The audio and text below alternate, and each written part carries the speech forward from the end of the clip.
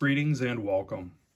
Today is opening day for the St. Louis Cardinals, and I wanted to share my experience going to the 2006 Cardinals opening day, the first opening day of Busch Stadium 3.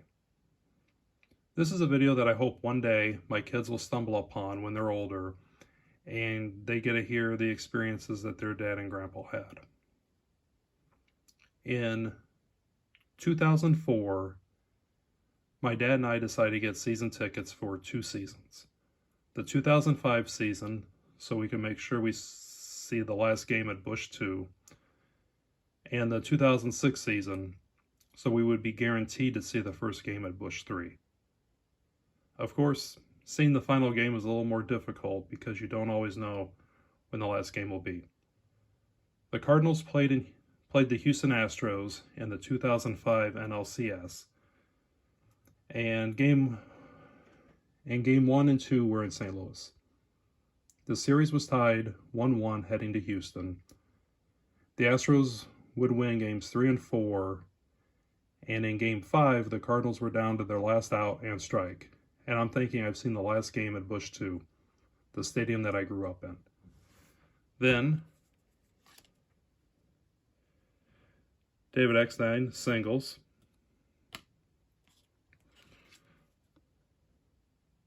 Jim Edmonds draws a walk.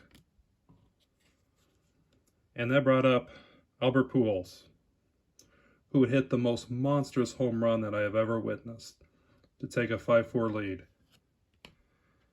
Jason Isringhausen shuts down Houston in the bottom of the 9th, and we get at least one more game at Busch. Unfortunately for the Cardinal fans, in Game 6, Houston takes care of business.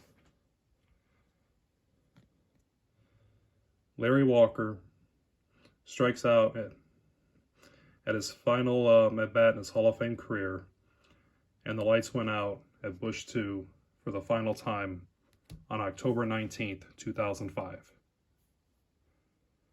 That winter brought construction and deconstruction to both Busch stadiums.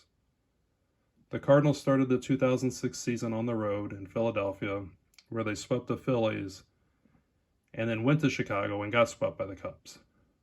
Their home opener was Monday, April 10th, 2006, against the Milwaukee Brewers. In 2006, I'm in college, and I had to make the easy decision to either go to class or go to opening day. So my dad and I make our way down to St. Louis, and honestly, it didn't take much for me to miss class in college. But we leave pretty early so we can get a parking spot and take in all the festivities.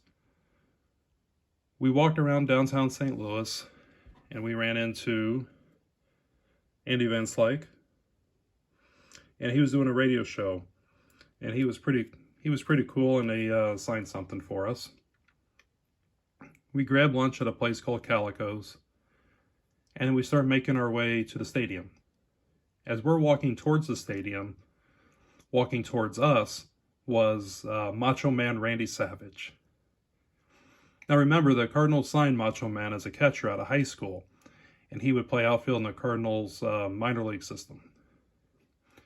And he was not at all trying to go incognito. He was in full Macho Man attire and even held a belt over his shoulder. We hollered at him and ended up talking to him for a couple seconds. My dad asked if he'd sign something, but he held his hands up and they were both bandaged up.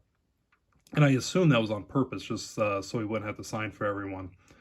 But he apologized that he couldn't, but he offered to take a photo with us. And this was before smartphones, and we didn't have a camera.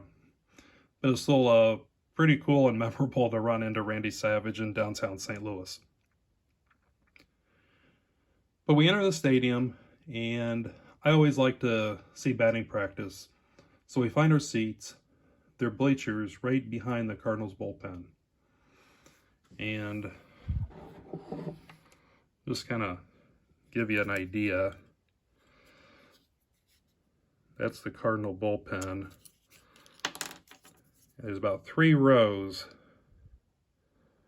right behind, 3 rows of bleachers right directly behind the Cardinals bullpen, and that's where we sat. And it was really cool to see like starting pitchers warm up with Yadier Molina and seeing the relievers all season. But during batting practice, Milwaukee reliever Rick Helling tossed me a ball, and that was pretty special to get a ball from opening day. And something else memorable during batting practice, and I cannot remember which team it was, but someone hit a long BP homer. And I remember it just shooting off that bat and looking at the wall to see if it was going to go over the wall or not. As I'm doing that, I see this woman, and she's wearing sunglasses and talking to someone behind her. I look back at the ball, and it's going to be close. And then she kind of looks up as the noise gets louder as the ball's approaching. And then you can just hear that thwap when the ball hits her right in the face.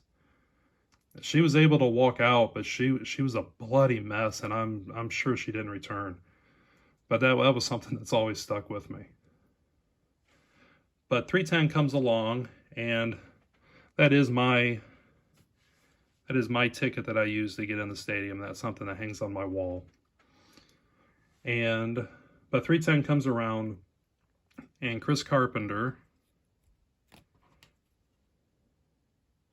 the 2005 Cy Young Award winner,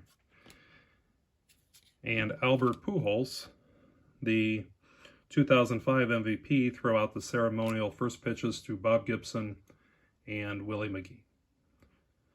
Then the Cardinals take the field.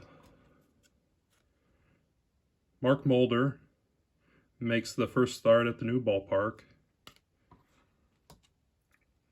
And Brady Clark was the first batter. He lines out to Aaron Miles at second. And in the second inning, Carlos Lee gets the first hit at the new Busch, directly followed by the first home run hit by Bill Hall. And the Brewers go up 2-0. In the third, Pujols responded with a solo home run. Then Yadier Molina sacrifice flies, and Scott Rowland scores to tie up the game 2-2. Fast forward to the seventh inning, the Cardinals are up 4-2, and Mark Mulder hits a 2-run homer to go up 6-2. Heading into the ninth, St. Louis goes to Braden Looper to finish it out. But he ends up giving up 2 runs, so Jason Isringhausen comes in and gets the first ever save, and Mark Mulder earning the first win ever at Busch 3. That was one very memorable games that I got to share with my dad, and those memories will always last. And parts of the game always come back to me every time I walk into that stadium. It was one game of a great summer of baseball I got to experience with my dad and various friends who'd go to games with me. From opening day to the July derecho that went through the stadium, and luckily for us, it ended with the first ever World Series that I attended, and a World Series the Cardinals won. It was the last summer before I started working full-time. I was in college, but the last summer of being a kid before the real worries and the real world sets in. But as they say, it's hard not to be romantic about baseball. Thank you for watching, and enjoy your collection.